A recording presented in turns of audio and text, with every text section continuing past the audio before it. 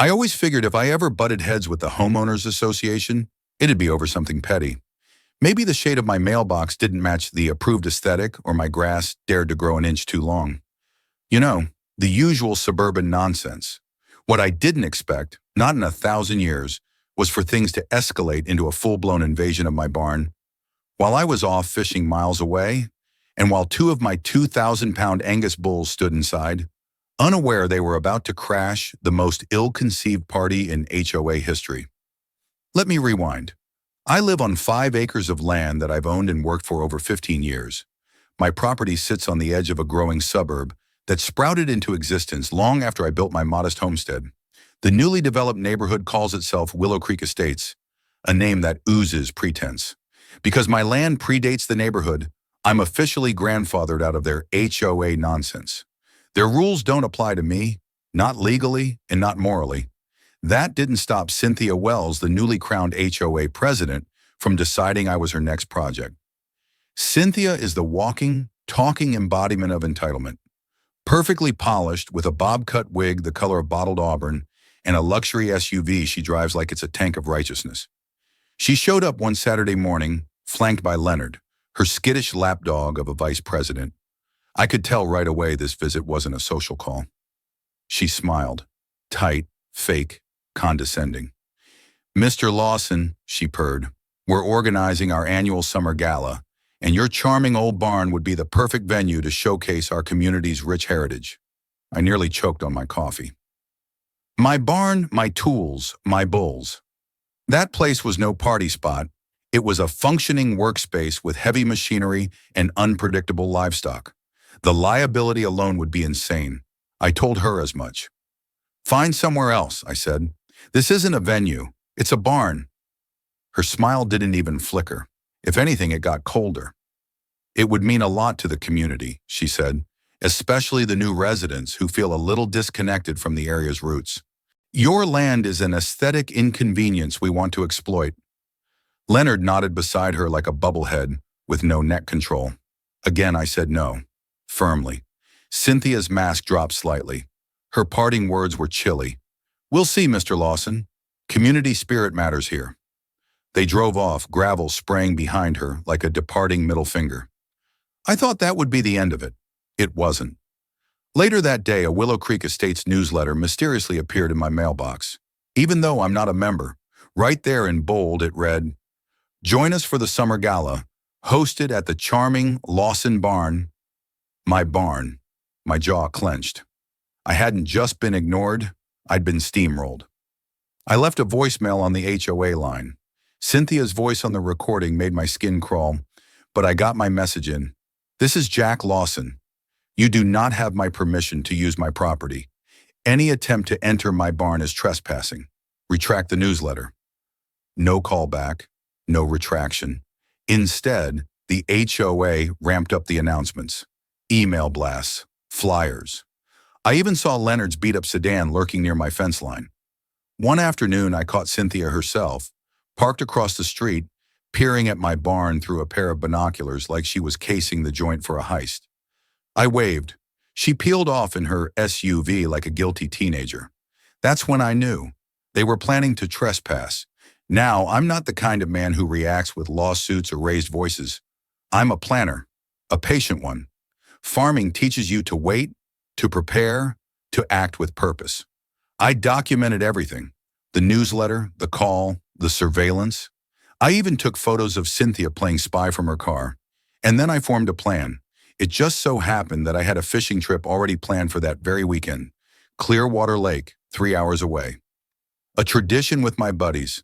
Not an alibi, just real life. But the timing? Perfect. You see, Titan and Rex, my Angus bulls, were due for rotation into the barn for the weekend anyway. Normally, I'd pen them in their stalls, but not this time. This time, I'd leave them in the main barn area, the one with the pretty beams and wide open floor Cynthia no doubt envisioned for her dance floor. These bulls aren't dangerous, not unless you provoke them. But they're massive, 1 ton each of muscle, horn, and curiosity. You don't remove Titan and Rex, you work around them. I fortified the barn. The main doors were locked with a heavy beam and iron brackets. The side door, an old weak point, got reinforced with restored bolt locks. High windows were latched, the place was sealed like a fortress. The day before the event, my neighbor Mrs. Harper whispered something chilling. Cynthia says she has a master key. From the old owner, Callahan. I grinned. Callahan hadn't owned this place in decades. I'd changed every lock. Her key was a fantasy, but her intent? Confirmed. The morning of the gala dawned bright and clear. I went about my chores, led the bulls into the barn with a bucket of sweet feed, latched the doors and hit the road. Tackle box, cooler, fishing rod and all. That afternoon, chaos unfolded back home. Here's what I was later told. Cynthia and her party crew, dressed to the nines, arrived with caterers, decorations, a DJ. They found the barn locked. Her mythical key didn't work. Panic set in. Then someone spotted the upper ventilation shutter, less secure. Someone, probably Leonard, borrowed a ladder, pried it open, and boosted a skinny volunteer inside to unlock the door. They entered and froze. Titan and Rex stood in the middle of the barn, blinking in the filtered light, munching hay, calm, immense. In the exact spot where Cynthia had planned her grand affair. Chaos erupted. Someone shrieked. The bulls snorted. A DJ panicked. A tray of hors d'oeuvres crashed to the floor. Guests who hadn't even arrived yet were already turning away as the whole operation crumbled from within. Back at Clearwater Lake, I was reeling in a rainbow trout, sun warming my back, miles from the madness. When I checked my phone hours later, the notifications looked like a war zone.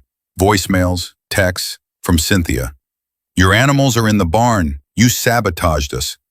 There are things in here. People are scared. We will sue you. I just smirked, silenced the phone, and cast another line. When I got home Sunday, the driveway was a wreck. Tire ruts in the dirt, balloons tangled in the fence. A sheriff's cruiser idled near my gate. Here we go. I stepped out, cooler in hand, trout on ice. The deputy was calm, but firm. Mr. Lawson, we had a complaint. HOA says you trapped livestock inside a barn during an event. I played it straight. Event? What event? I was fishing.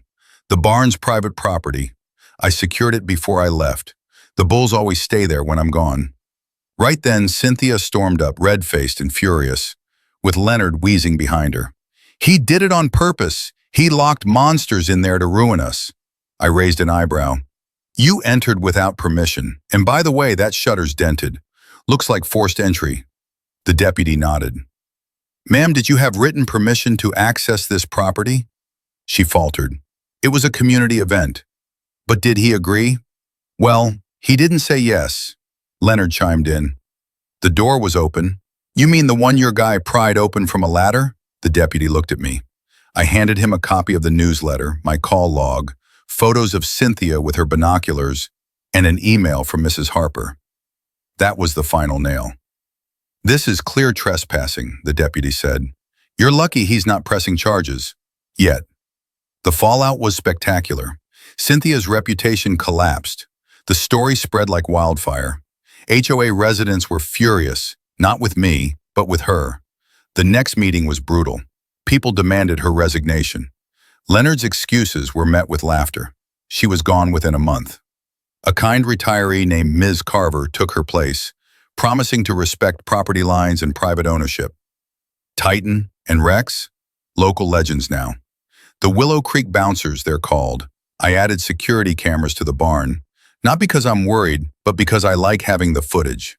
And I still go fishing every year.